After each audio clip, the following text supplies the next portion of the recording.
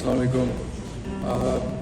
मैं यहाँ ये मेरा बड़ा स्टारबक्स साइप्रस के अंदर ये निकोसिया जो कैपिटल सिटी है, मैं जब भी आता हूँ यहाँ अक्सर आता हूँ और कॉफ़ी पीता हूँ, अच्छा लगता है। और यहीं से राउफ क्लासा साहब के लिए मैं कप भी लेके जाता होता हूँ। उनकी एक ही फरमाइश होती है कि जब भी मैं आऊँ तो उनके लिए स्टारबक्स का कप लेके आऊँ। अच्छा, आज मैं रहीमुद्दीन जो रुडन एन्क्लेव का मालिक है उसके हवाले से बात करूँगा कि परसों मैंने सुना है कि इस्लामाबाद की कोर्ट से सेशन कोर्ट से उसकी ज़मानत कन्फर्म हो गई है। रहीमुद्दीन जो है ये रुडन एन्क्लेव का मालिक है, और ये रुडन जो नाम है अजीब सा, मतलब इससे मैं भी सोचता होता था कि ये नाम क्या है। तो ये रुडन जो है ये रहीमुद्दीन इसके नाम से निकला है ये, तो उसका ये मालिक है। ये अकेला मालिक नहीं है, लेकिन मोस्ट ऑफ जो पोर्शन है उसका ये मालिक है। बाकी कुछ और लोग इसके साथ, वो कौन कौन है वो मैं अगले किसी व्लॉग में आपको बताऊँगा। तो इसके ऊपर कत्ल का इल्ज़ाम है। ये नॉमिनेट है थाना लुई बेर की एक FIR में। मैंने उस पर 2 व्लॉग किए थे, जिस पर DG ऑपरेशन ने वहाँ का जो SHO है उसको तो तब्दील कर दिया है, कमाल खान को अब नया SHO है। लेकिन ये तफ्तीश जो होती है ना, ये CIA के अंडर एक और SAU महकमा होता है, वो करती है।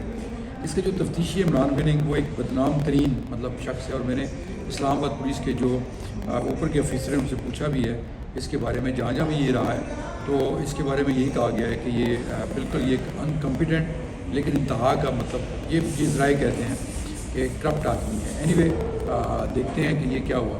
इसको गिरफ़्तार नहीं किया जा रहा था। रहीमुद्दीन इसका भाई, दोनों नॉमिनेट हैं 109 के अंदर। और ये जो लड़का कत्ल हुआ है ना, इसने रहीमुद्दीन ने 2023 में, ये सदन होती कोई है पीछे, ये आज़ाद कश्मीर में इलाका है, वहाँ के रहने वाले कि गाँव के रहने वाले हैं। तो इसको इसने अगवा किया था रहीमुद्दीन ने। इनकी आपस में पुरानी दुश्मनी चली आ रही है। फिर इसकी बड़ी शर्मनाक वीडियोस बना के उसने मुख्तलिफ सोशल अकाउंट्स के ज़रिए उसको वायरल भी किया था। और ये जो लड़का कत्ल हुआ है आतिफ, ये बार बार सोशल मीडिया पे इस खदशे का इज़हार करता रहा कि ये मुझे मरवा देगा। और कत्ल होने से पहले भी इसने बताया कि मेरे ऊपर 2 FIRs करवाई गई थी रावलपिंडी के अंदर, जो बाद में झूठी साबित होने पर उनकी खराई रिपोर्ट बन गई थी। और बड़े मतलब शर्मनाक किस्म के ये पर्चे करवाता रहा रहीमुद्दीन इसके ऊपर। अच्छा, एक बड़ा कम्प्रीहेंसिव शमशाद मेंढर ने इस पर किया है, व्लॉग भी किया, जो मेरी नज़र से गुजरा है। उनका शुक्रिया कि उन्होंने मेरा भी जिक्र किया उसमें, क्योंकि मेरा जो व्लॉग था उसको भी उन्होंने बीच में कट करके डाला हुआ है कि ये तकरीबन कोई 7 लाख से ज़्यादा फाइलें फ़रोख्त कर चुके हैं। प्लाट नहीं, फाइलें फ़रोख्त कर चुके हैं, और ये कोई 7-8 साल हो गए हैं।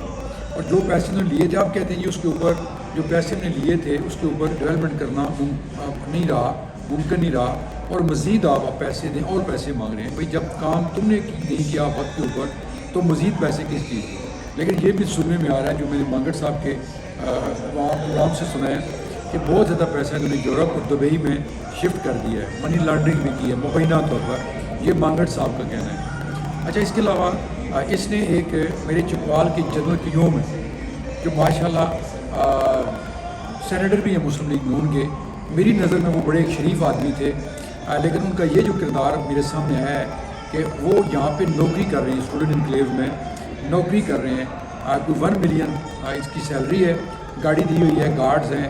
लेकिन इसका काम क्या है, इस मौसूफ का, ये जो बुज़ुर्ग आदमी है जिसने बड़ी इज़्ज़त कमाई थी एज ए चेयरमैन PUFA, और इसका काम सिर्फ ये है कि रुडन एन्क्लेव के ये जो मुजरमाना सरगर्मियाँ हैं इनको पुलिस और जो इंतज़ामिया है उनसे बचा के रखना, काम मैनेज करना। क्योंकि मुस्लिम लीग नून का ये सेनेटर है, तो इसके लिए बड़ा आसान है कि इसने 2-4 हाउसिंग सोसाइटियों को अपने साथ मिलाया हुआ है, पैसे ले रहा है ये शख्स। मेरी इससे बात भी हुई फ़ोन पे, और एक बंदे की कोई रिफ़ंड के पैसे थे 2 फाइलों के, तो उसने कहा जी वो मेरी तो सुनते नहीं है, मैं तो अपना काम करता हूँ। इसका अपना काम यही है, जो अभी ये हुआ भी है मुबैना तौर पर। मुझे हैरत हो रही है अदालती निज़ाम के ऊपर कि छोटी छोटी बातों पर जो प्री अरेस्ट बेल्स होती है वो खारिज हो जाती हैं। लेकिन 302 जिसमें नॉमिनेट किया गया है इसको, रहीमुद्दीन को, उसके भाई को, इसकी ज़मानत कन्फर्म हो जाती है। और ये इससे पहले ये ज़मानत लेता रहा, कभी सिंध से जाके, कभी पेशावर से जाके, वो जो रद्दारी ज़मानत होती है। इस दौरान ये डरा धमका के उनको लाने की कोशिश करता रहा, पैसे देने की कोशिश की। लेकिन हर जगह से ये कहा जी कि मैंने इस्लामाबाद पुलिस को 5 करोड़ रुपया दिया है। अब ये जो नए DIG और SSP ऑपरेशन है, इनको चाहिए कि ये ज़रा इनके आने से पहले का ये वाक़या है कि ये इससे तफ्तीश करें कि ये पैसे इसने किसको दिए, ये क्यों अरेस्ट नहीं हुआ था। और जो पुलिस ने रिपोर्ट जमा करवाई है सेशन कोर्ट में इसकी ज़मानत के लिए, कन्फर्मेशन के लिए, वो पुलिस ने अपनी उसमें क्या फाइंडिंग दी है। क्योंकि मेरी यही है कि जो हेड हैं रुखसार मेहदी साहब, उन्होंने भी कहा कि मेरे इल्म में ये था, लेकिन चूँकि मेरे तो उसमें नहीं था डोमेन में کہ میں اس کی تفتیش کرتا، لیکن انہوں نے کہا جی کہ اس کے اوپر جو الزامات لگ رہے ہیں رحیم الدین کے اوپر وہ کافی حد تک درست معلوم ہوتے ہیں، کیونکہ میں اس کیس کو کسی حد تک دیکھا تھا۔ تو یہ ایک بڑی مطلب میں سمجھتا ہوں کہ شرمناک صورتحال ہے۔ ججز کو بہت دیکھنا چاہیے کہ جب بڑے سیاسی لوگ ہوتے ہیں ان کا تو ہمیں سمجھ آتی ہے، لیکن اس طرح کہ جب کرمنلز آتے ہیں، اس وقت 10,000 کے قریب میں نے سنا ہے کہ پی ٹی آئی کے لوگ جو ہیں وہ بیچارے جیلوں میں سڑ رہے ہیں، لیکن جب اس طرح کے کرمنلز آتے ہیں جن کے اوپر مرڈر کا الزام ہے، اس کی بیوہ جو ہے اس شخص کی جو قتل ہوا ہے اس کے میں نے سنا ہے کہ 3-4 بچے ہیں، اور وہ رو کے اس کا برا حال ہے، وہ اپنی دعائیاں دیتی ہے، لیٹرز لکھ رہی ہے چیف جسٹس کو ادھر ادھر، لیکن کہیں اس کی سنوائی نہیں ہوئی، کیونکہ یہ ارب پتی ملزم ہے، ان پہ کس نے ہاتھ ڈالا ہے۔ تو یہ اسلام آباد پولیس کی آئی جی کو، ڈی اے جی اور ایس ایس پی پریزیڈنٹ کو اس واقعے کا خصوصی طور پر نوٹس لینا چاہیے۔ تھانہ لوئی بیر کا یہ مقدمہ ہے 302 کا، اور اس میں نامینیٹ ہے یہ، اس پہ بالکل تفتیش ہونی چاہیے اور اس کی ضمانت خارج ہونی چاہیے، اور وہ میں ہائی کورٹ بھی جا رہے ہیں اس کے اوپر، اس کی اور کیا کیا کرتوت ہیں وہ میں وقت کے ساتھ سامنے لاتا رہوں گا۔ اب آتے ہیں ہم مجھے جمیل مرزا صاحب جو پی ایف یو جے کے فنانس سیکرٹری رہے ہیں، ان کے الیکشن ہوئے ہیں پرسوں، تو میں اس پہ ویل آ کیا تھا، آپ نے کل دیکھا ہوگا، اس کے اوپر انہوں نے مجھے کال کی اور کہا جی کہ یہ رانا عظیم والا جو یہ دھڑا نہیں ہے، اصل پی ایف یو جے یہ ہے، لیکن بدقسمتی اب یہ ہے کہ میں ان کے ساتھ ہی دیکھ رہا ہوں حاجی نواز اظہر صاحب بھی بیٹھے ہوتے ہیں، ان کا بھی پی ایف یو جے کا دھڑا ہے، مطلب پھر ان کو کس لیے آپ نے ساتھ رکھا ہوا ہے۔ میں بات تو بالکل سیدھی کرتا ہوں، جمیل مرزا صاحب میرے بہت اچھے دوست ہیں، میں انتہا کی ان کی عزت کرتا ہوں، لیکن دھڑے تو ہیں، اس میں تو نو ڈاؤٹ دھڑے تو بنے ہوئے ہیں۔ اگر افضل بٹ صاحب کا دھڑا نہیں ہے تو پھر ہر امتی جو ان کی تقریبات ہوتی ہیں وہ وہاں پہ کیوں انوائٹڈ ہوتے ہیں؟ مطلب یہ کہہ دینا کہ نہیں جی ہم صحیح ہیں، وہ غلط ہیں، وہ صحیح ہیں، یہ غلط ہے۔ 45-47 کا فارم بھی ہمارے سامنے ہے۔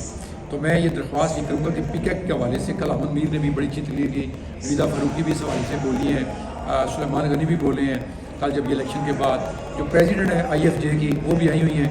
میں پاکستان میں نہیں تھا تو میری ملاقات نہیں ہو سکی، لیکن میں آئی ایف جے کے الیکشنز میں جب یہ ڈبلن میں ہوئے تو میں گیا تھا، اشفاق ساجد مرحوم زندہ تھے اس وقت، تو ہم 4-5 لوگ گئے تھے۔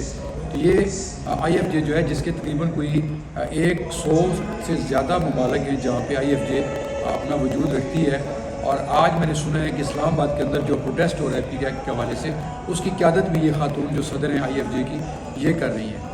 تو بہرحال یہ تمام جو دھڑے ہیں پاکستان کے اندر صحافتی تنظیموں کے، اس وقت ان کو چاہیے کہ وہ منتحد ہو جائیں اور اس کالے قانون کے خلاف، کیونکہ یہ کالا قانون سب کے گلے کا پھندا بنے گا۔ اگر آج آپ نے آپس میں اتحاد نہ کیا تو یہ آنے والے وقت میں بڑا خطرناک ثابت ہوگا۔ میں اپنی دعاؤں میں یاد رکھیے گا۔